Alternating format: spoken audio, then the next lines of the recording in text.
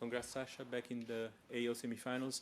How much did Lerner impress you today, and how much has he improved since your last meeting? Yeah, he's a very good player, very different than last year for sure. Yeah, it was incredible to see how he played from the baseline. I thought he was playing unbelievable, and for me to win, I think the serve was very important for me because from the baseline, again, he was playing amazing. So a lot of situations where I could rely on my serve, which was quite important today. Congratulations. Compared to previous years, it feels at the Rod Laver Arena feels very different. No, the focus is on your serve, a lot of crowd support rather than attention on your personal life. Do you feel different this year? I think this question is not worth asking anymore. Matt. Well done, Sasha. Thank you. When you look back at your slams, what do you think was you in sort of your best form? And how do you compare where you've been these last sort of 10 days to whatever that ideal was? The last 10 days I felt healthy, which is very nice, and pain-free, which I haven't felt in a long time, probably in 12 months. So that's a good starting point for me. But for me, yeah, I feel good. I feel like I'm playing well. I feel like I'm happy on the court because I am playing pain-free and I'm playing good level. And of course, winning always helps. When you're winning, you're always happier automatically as an athlete. Yeah, but best tennis, I would say probably 2022 Roland Garros when I got injured. That was probably my best tennis ever. Sure. Sasha, well done. Thanks. I remember you talking last year about talking to Rafael Nadal and kind of about mindset and that kind of thing. Yeah. I just wondered, it feels like you're playing with maybe greater freedom at this tournament, and if you could put your finger on kind of what brought about that change, if you think there has been a change. Yeah, again, I'm going to be boring, but I think being pain-free is the biggest change that I've had in the last 12 months. As I said, it's a constant struggle when you're dealing with injuries, when you're dealing with certain pain and aches, and when you're feeling like you can't do every single move freely. It's just tiring also mentally for you, and then you maybe don't go for your shots as much. You maybe don't rely on your body as much. So.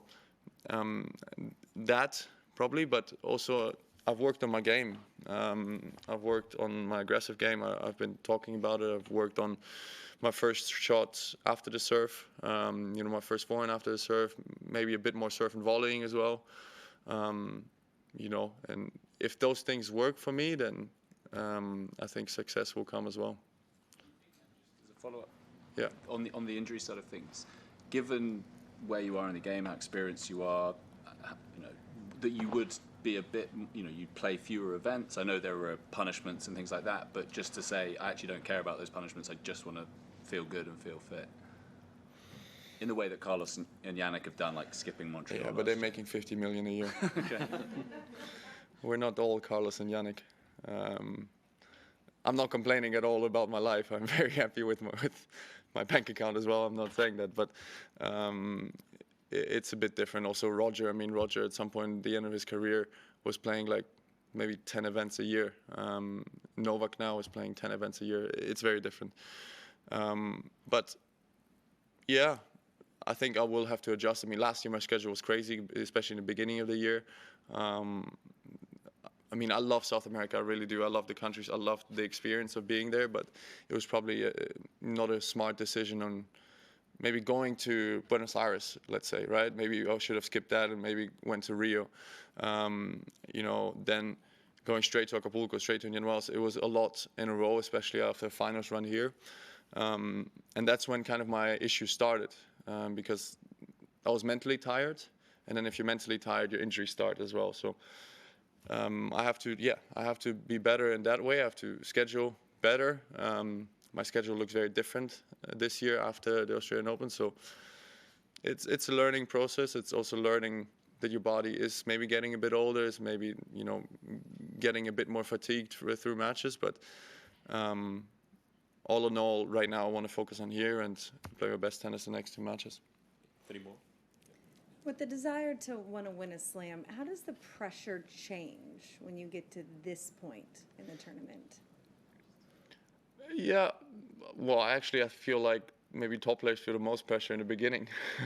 Not to have an early exit, and now whoever I'm going to play in the semis, Carlos or Alex, they're great players, and you're just looking forward to a fantastic match. That's what you're looking forward to.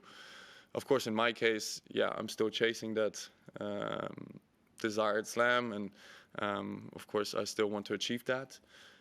But I also want to enjoy my tennis, and right now I'm doing that, and that's the most important thing for me.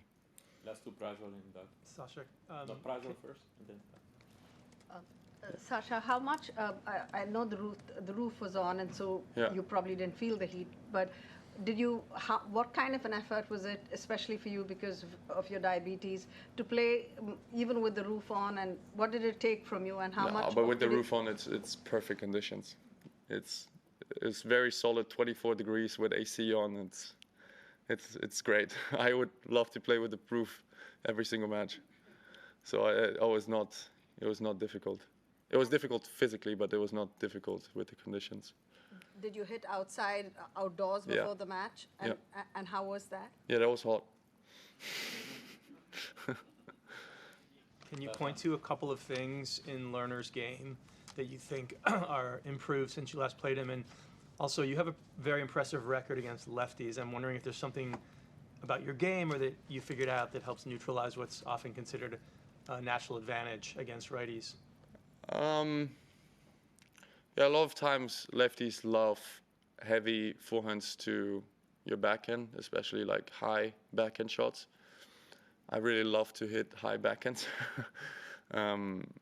So that's probably one of it. The other thing is I grew up with a lefty as my brother, so I played with lefties all my life.